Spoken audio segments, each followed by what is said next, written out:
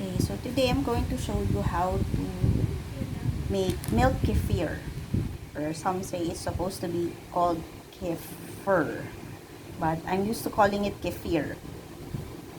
So what you need, but what to remember when making your own kefir, milk kefir, is that you should not use anything that is made of metal. So it's either glass or plastic.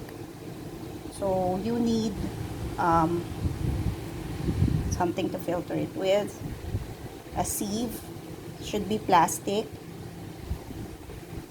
silicone spatula. Um, this is where I put my grains after I fish them out of the milk kefir. And then this is it's a flip top glass jar that is airtight. That's it's not necessarily that you use something that is airtight. Usually the kefir needs air to breathe, so you can use a coffee filter on top of your glass jar, and then just, you know, secure it with a rubber band or something, or even a cheesecloth you can put on top of the jar and then secure it. Then later on I'll explain to you how to let the grains ferment in your milk. And also make sure that you use full cream milk, because the uh, milk fat is the food of the kefir grains. If you use low fat, it will not ferment well because there's no food for the kefir grains to feed on. Okay, so this is my fermented milk kefir. I'll show you the consistency. You can see the air pockets there inside. So it became thick after fermentation. You can see the air pockets, and here. Okay, you can see the air pockets. Okay, so this has been fermenting for 18 hours, approximately 18 hours. Fermentation takes around 12 to 24 hours, but my grains are, I don't know, they're kind of um, very excited. So in less than 24 hours, I usually have my milk kefir fully fermented. Don't over ferment because that will make your kefir very sour. Um, but you know, if you over ferment, then you can just use the the milk kefir as, you can make it as cheese, or as you can also add sugar to lessen the sourness. You can always rescue an over fermented milk kefir. So let's start now with how to remove the grains from your milk, from your fermented milk kefir. So let's get the empty jar, put the seed there. Make sure that all your stuff has been, this is very important, I think I missed to explain earlier. All your stuff has to be sterilized with boiling water before you use them, and make sure it has cooled down, or else if you use something that's very hot with your kefir grains, it might kill the grains. So make sure it has been sterilized very well in boiling water and cooled down. Okay. So now I'm gonna strain my milk kefir. I'll open this one, and I'll show you how it looks like. So if it's that thick, it's already fully fermented. So you just have to look at the consistency, but you can also measure in hours, either between 12 to 24 hours fermentation. So we'll just put a little first.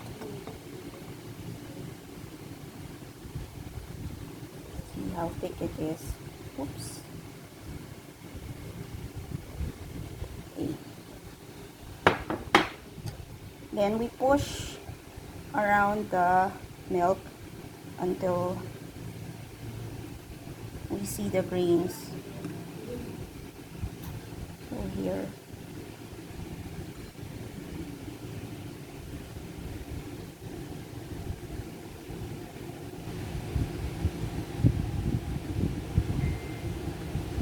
See, these are the kefir grains when it's been filtered out.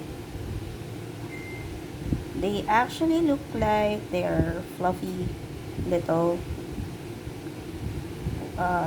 things with gelatin type of texture.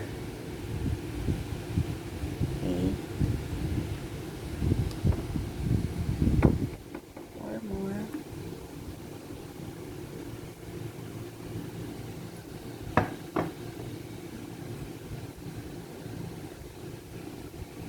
Sometimes you'll notice that your kefir ferments very fast. It's because of the heat. So later I'll explain to you how you can create you can make your milk kefir. But this part is the preparing the fermented milk.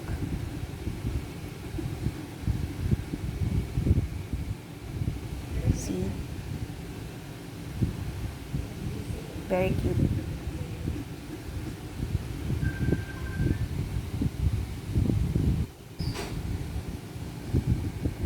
So it's important that you just push around the kefir grains on the sieve. Don't squish them like that.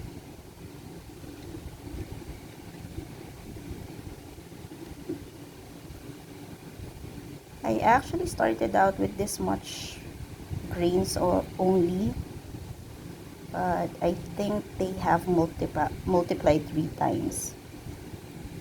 It's because of the summer heat that's why they are multiplying faster and fermenting faster. So my sieve is almost full of grains, so I need to put in some space so I can continue filtering them. What I'll do is I'll transfer these grains into my sterilized glass container.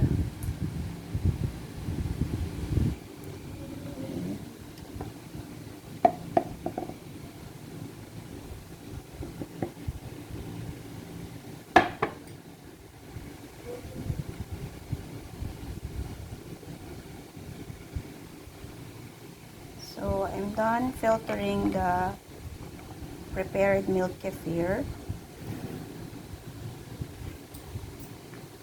So here, I think this is about a tablespoon of kefir. And my other grains are there. Okay.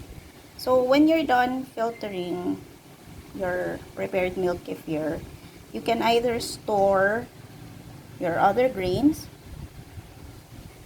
or you can transfer it to another glass jar and pour in more milk to continue fermenting. So this is my fermented milk kefir. I think that's redundant. So this is my finished milk kefir. You can drink it purely. Just add honey or sugar, raw honey. Please, nothing that is not. Don't use syrup. I mean, you can use brown organic sugar. Right. Sugar, actually, you can use any kind of sugar. Then, but for me, I use raw honey to sweeten my kefir because it you just need a little, like a teaspoon or 2 teaspoons to sweeten it up. But for sugar, it takes a lot more.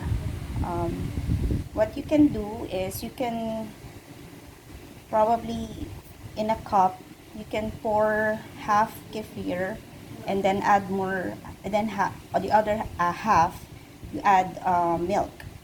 then you sweeten it. You can also do second fermentation, which is you can add fresh fruits inside your finished milk kefir, and then let it ferment for another 12 to 24 hours just on your kitchen counter or on your dining table. Because if you put the kefir inside the ref, it will slow down the fermentation. If you want to stop the fermentation, you can put it inside the freezer. But I don't put it in the freezer because I usually consume this right away. I put half kefir into my glass and then add half milk and just add honey, stir in honey, then I drink it. So you can research more recipes on the net for milk kefir.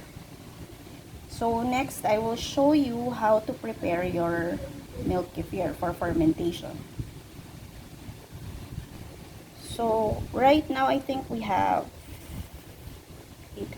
this is one, I think this is 1 tablespoon, and then the one in the container is probably 4 tablespoons. So we have a total of 5 tablespoons of milk kefir grains. I'm measuring it in tablespoons because the standard recipe for preparing your milk kefir is 1 cup of milk, full cream milk, to 1 tablespoon of milk kefir. Kefir grains, I'm sorry, of kefir grains. So a carton of milk is 1000 ml. So that's approximately 4 cups of milk. So we can actually use the one inside the container. But for me, I've been fermenting kefir for a long time, for many years. So I just dump all my kefir grains inside my milk, and then just watch as the consistency changes. If it becomes thick already, then even if it's not yet 24 hours, then I take out the grains to stop the fermentation. So it's really up to you if you want to follow the usual recipe of 1 tablespoon grains to 1 cup of milk.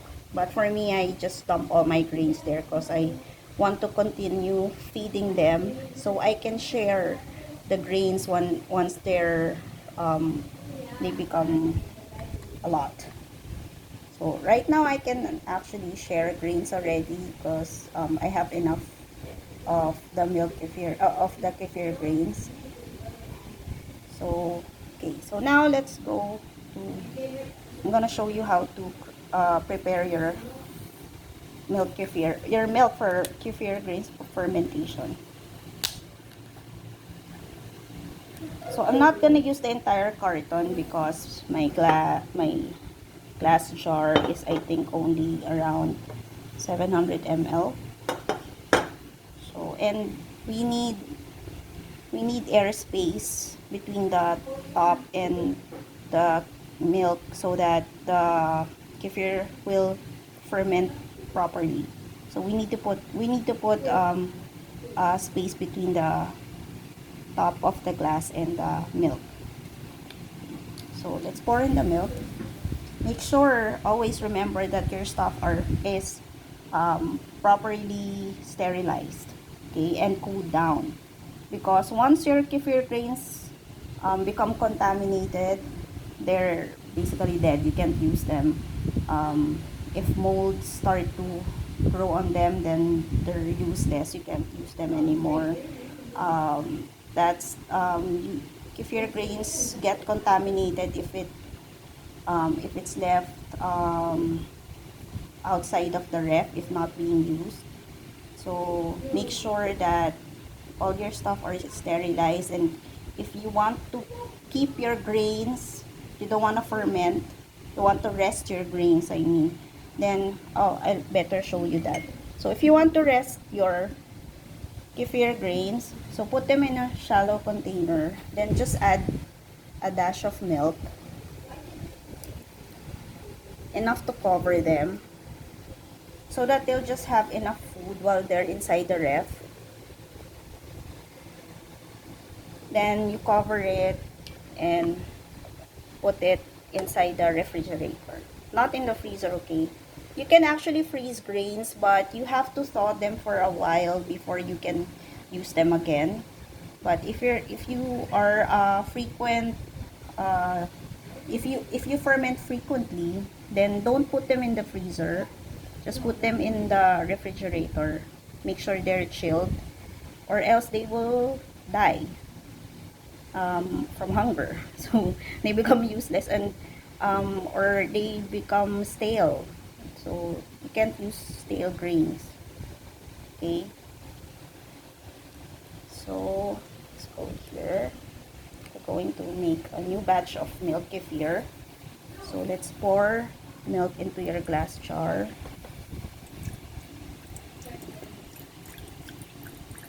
Okay, so now we filled the jar with fresh milk, full cream milk.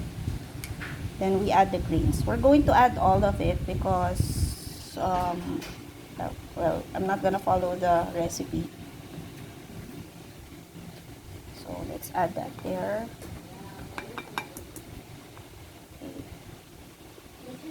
And then let's add the grains here.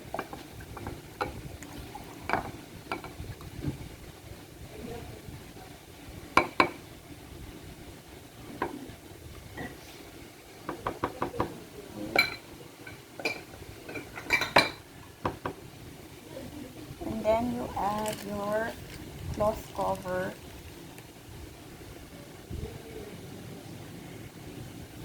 I'm using a bamboo cloth here. And then secure it with rubber band.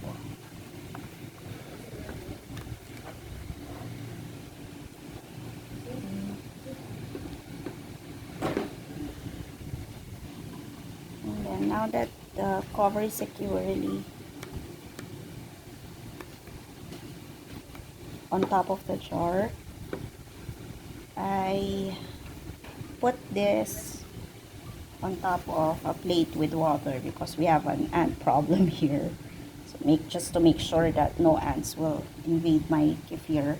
Then I just leave this on top of the dining table for roughly 12 to 24 hours. I don't time it. I just look at the consistency because I'm used to fermenting anyway. So I know what kind of texture I prefer for my kefir. But for you, try to experiment. Do you want it more sour or just enough, just tangy, or tart? It's really up to you. Then I don't have just a reminder, if you're using grains from resting from your, I mean, I showed you earlier that I put my grains inside the glass jar to rest inside the ref. If you're going to ferment grains from the ref, you can put the grains first inside on top of a sieve.